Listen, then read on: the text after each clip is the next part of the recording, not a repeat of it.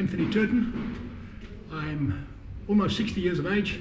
I'm a consultant, thought leader, professional speaker, hopefully inspirational person, leading change in the resources sector in South Africa, where we're coming up with fundamental constraints in terms of water, energy and food, and we need to grow our economy within those constraints. That's what I do for a living, and it's been a great pleasure. Thank you. As a South African in my age cohort, I've lived through some of the most incredible moments in our national history, because my age cohort were the people that went through the armed struggle, and it's difficult to think of any really happy moments, because there were many moments that were not so happy, but there were moments of sheer exhilaration. But I think one of the moments of sheer exhilaration was when we became a young democracy, because the expectation was that we might not succeed.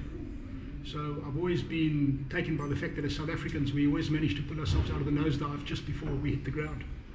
I guess it comes down to the normal stuff. I'm very proud that my family's turned out to be very normal in otherwise exceedingly abnormal circumstances. I've got two very sensible children, both young professionals, both now producing children of their own. And it's very nice to see, particularly my son, the role that he's playing as a father now, because I still remember. My father was an interesting man. He was a traditional Zulu, my father. And we spoke fluent Zulu as his first mother tongue. And he was a hunter and a fisherman. And of course, my rite of passage into manhood was also hunting and fishing. I had to get blood all over me to prove that I'm a man, which I didn't particularly like doing, but nonetheless I had to do it. And what I recall was taking my son down fishing at a place called the Moose, the Musi, and the Nanu rivers down in the Transkei, where I caught my first fish. There was my young son, taught him how to catch his first fish. Went pumping for mud prawns on the mud banks, put the first mud prawn on the hook, put it out there and picked up a grunter. And I watched with deep pride as my son pulled this fish out of the water, beaming, thinking about my father, what had happened to me a generation earlier. And then in my absolute amazement, my son picked this fish up, gently took the hook out of his mouth and then put the fish back in the water. And I said to him, "What have you just done? Why have you done that? We're supposed to go and eat this fish now." And he said, "No, Dad, I've had so much pleasure out of catching this fish, but it gives me that much more pleasure to put it back, knowing that maybe one day someone else can have that pleasure again."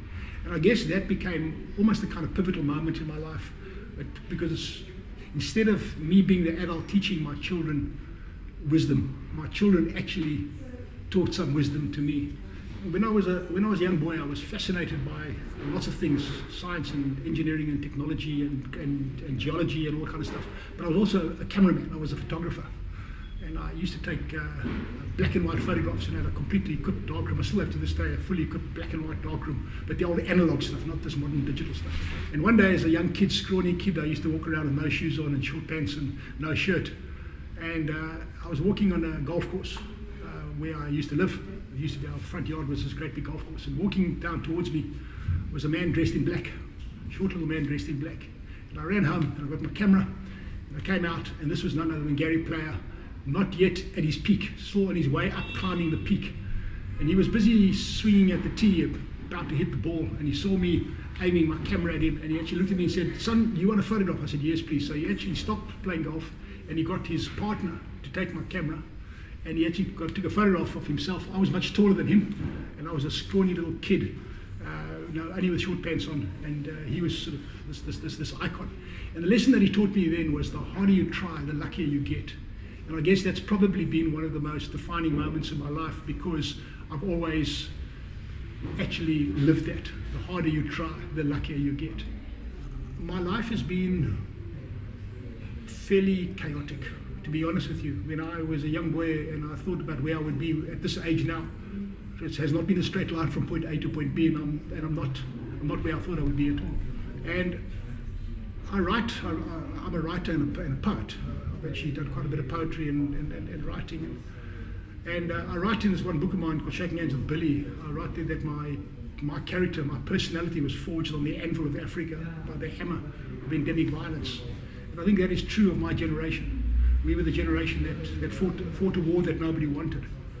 So I'm not sure that I'm always walking around as a happy guy. But what I've learned through that, I guess, is this notion of not following orders, because it's very easy when you're a soldier in a combat zone. It's very easy to just say you're following orders and to do what it is that's expected of you. I never did that. I always swam against the stream. And that was very lonely on many occasions, because one is taken by this mass psyche of fear, testosterone, military-grade high explosives, and alcohol. And that's really what fuels the culture of that moment. And I've always been very conscious of that, and in my poetry I actually write about those moments. There's this notion called the thin grey line that you need to cross, you need to be aware of, because it's that line of sanity or insanity in the life of a combat soldier. So I think if I look back at my achievements, I've always followed my conscience, irrespective of what it is that is expected of me at that moment in time. And even if I have to swim against the tide, which I've often had to do, this is where Gary Player's lesson to me was so important. The harder you try, the luckier you get. I've often had to do that. And in the most telling moments of my life, when I had a choice to either pull the trigger and not ask a question, or to actually show constraint and wisdom, think about it, do things differently, and that's what I've always opted for, the latter. And that took me on a very interesting career path, because although I swam against the current, it took me in the security forces into a situation where we could actually question the wisdom of the war we were fighting. So I became deeply embedded in the negotiations that saw South Africa withdraw from Angola, and I became, as a result of that, deeply embedded in the whole process that ended the civil war in Mozambique. And that was, I think, probably the crowning glory of my professional life, coming out of Mozambique at the height of their civil war with a peace agreement between Renamo and Frelimo. And that, of course, then laid the foundation for our negotiated transition to democracy in South Africa. So that's why I've surfed the edge, if you like, of the chaos in our political system, but I've never been a political animal. I've always been sort of, I felt the result of politics.